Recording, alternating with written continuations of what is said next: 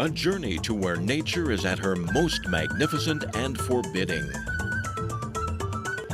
To mysterious places where dazzling and diverse cultures flourish. Where China's numerous ethnic groups draw you into a world of color and vibrancy. Where distinct lifestyles, traditions, and crafts have survived the test of time. Join Travelogue on its 17-part ethnic Odyssey, visiting more than 100 places across China. Ethnic Odyssey, an enlightened look at China's rich ethnic heritage.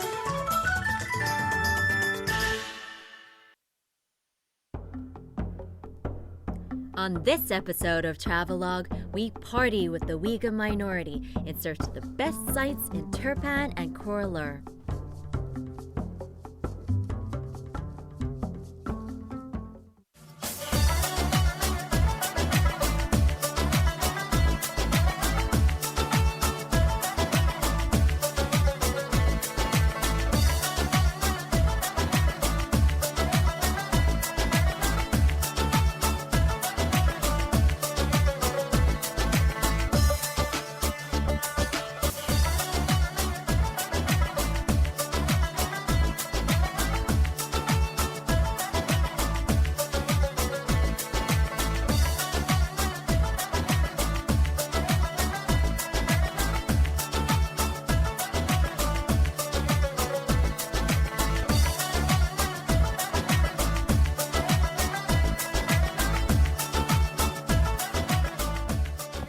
Variety of China's landscape, diversity of its people. Welcome to Travelogue's Minority Series. You're traveling through Turpan with me, Michelle Lean, and we begin our journey in a Uyghur home. People known for their excellent work ethics, warmth, and hospitality. Now sit back and relax while we discover the lives of the Uyghur community. Turpan is located in the southeast of the provincial capital Urumqi. To get to Turpan, the hottest location in China, we cross the Tian Shan Mountains. Blistering hot in the summer and yet painfully cold in the winter, Turpan is an unconventional place for you to work on your tan. But hey, every once in a while, it's nice to stray from the typical beach holiday and journey to a cultural paradise. Turpan was once an important stop on the Silk Road, and today, the cultural influences from the past are still evident. In the Uyghur language, Turpan means place with rich soil, and it is that soil that gives Turpan the reputation of being the grape garden of China. While the population is made up mostly of the Uyghur minority group, you really get a sense of how culturally integrated Uyghur and Han are when you're here.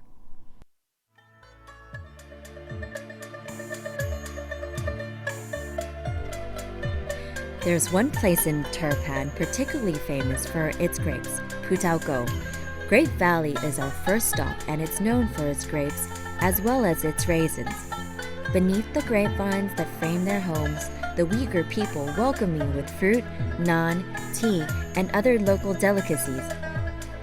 They are extremely house-proud and put in an enormous amount of effort into decorating their homes. Putaogo is now a well-known tourist destination, and local Uyghurs have opened family-run restaurants. You can always try a homestay, but if you're just up for a meal and friendly conversation, adjourn to a local family-owned restaurant for a taste of Uyghur hospitality.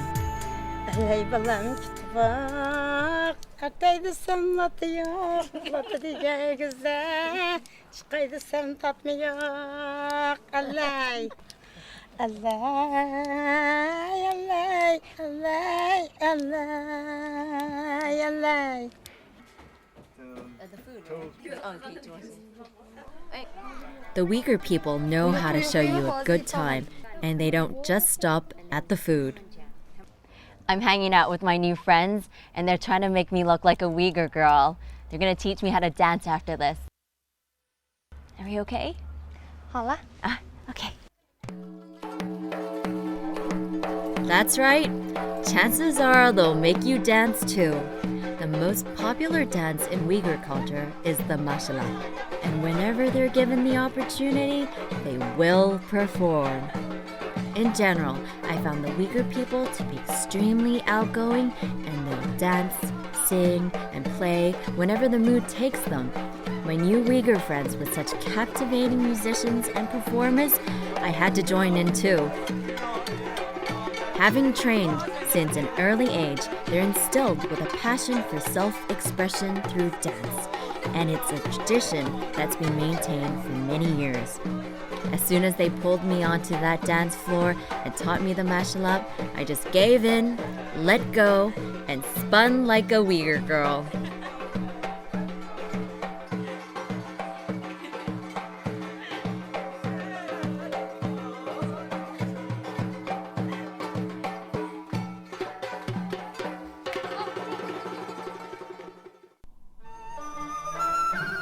In Putalco, there are a lot of grapes grown each year, and the majority make the beautiful transition from grape to raisin. There are over 100 different types of grapes in Turpan, and because of that, no two raisins are ever quite the same.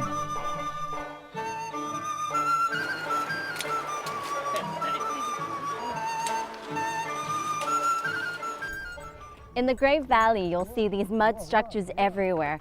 The Uyghur people used it to harvest their grapes and turn them into raisins. The little holes in the structure allow for air and sunlight to penetrate into the area where the grapes are, and that allows the drying process to occur faster. I'm going to help this granddad here deliver some of these grapes into one of those rooms. Good? Oh, 不要动. When the grapes are ready for harvest, they're taken to the drying rooms. At this time of year, things are especially hectic for the Uyghur families because their livelihood depends on these raisins. They work all hours till the job is done, and always as a family unit without complaint. So the next time you pop a raisin into your mouth, think about where they came from. If it's from Turpan, it means a whole lot of good old hard work. And knowing that, you're bound to appreciate the natural sweetness of each bite that much more. She's just told me that this frame here will hold 150 kilograms of grapes, and the entire room, 20 tons. So they hang all this here to dry, and they become raisins.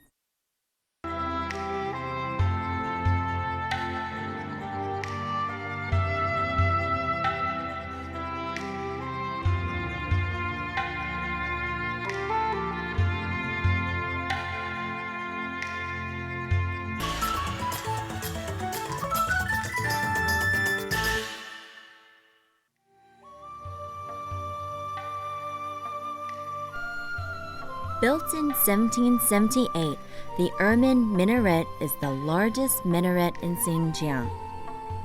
It was built under a commission by Suman, head of Turpan Prefecture and the second son of Ermin Koja, a famous Qing dynasty general. Suman built a monument to honor the achievements of his father and serve as an expression of his loyalty to the Qing dynasty. Designed by a Uyghur architect named Ibrahim, the tower exhibits the beauty and glory of Uyghur architecture. Ibrahim used sun-dried bricks in a diamond pattern, the same that are found in most Uyghur buildings, and incorporated a simple wooden pillar and domed sacred area into the adjoining mosque. The serenity of the tower is strangely addictive, and I can't help but continue to wander on in search of past secrets, exploring every nook and corner.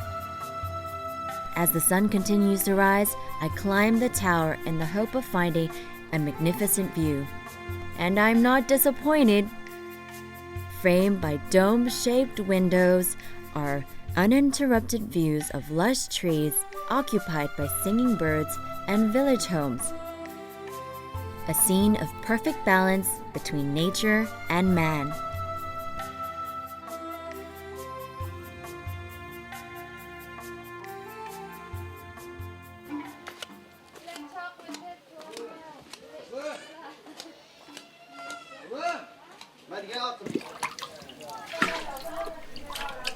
Turpan is located in a depression approximately 80 meters below sea level, and let me tell you, its nickname, the Oven, sure does it justice.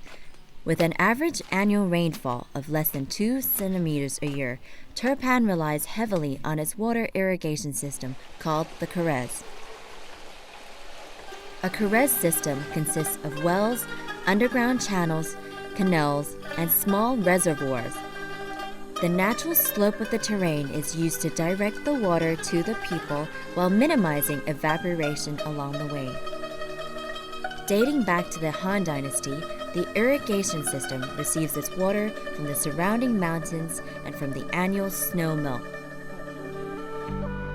There are just under 1,000 Karez systems in Turpan. The total length of canals is over 5,000 kilometers. Even the children know what a large part the Karez plays in their lives. All this talk about water is making me thirsty. The Uyghur girls have offered me a drink, and the water is deliciously cool.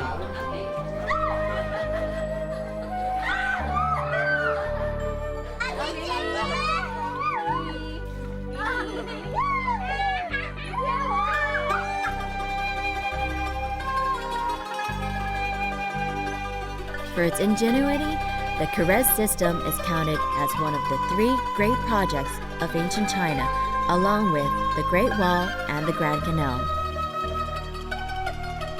The water ensures the continuing survival of the people living in this oasis. Every day for 2,000 years, people here are reminded of past glories. Located 10 kilometers west of Turpan in the Urnaizi Valley lies the ancient city of Jiaohe. It's the oldest, the best preserved, and at 220,000 square meters, the largest earth-built city in the world. In its day, Jiaohe was the powerful capital of South Chesi, a kingdom at the time of the Han Dynasty that thrived under Uyghur rule. When Mongol rebels invaded the city at the end of the 8th century, they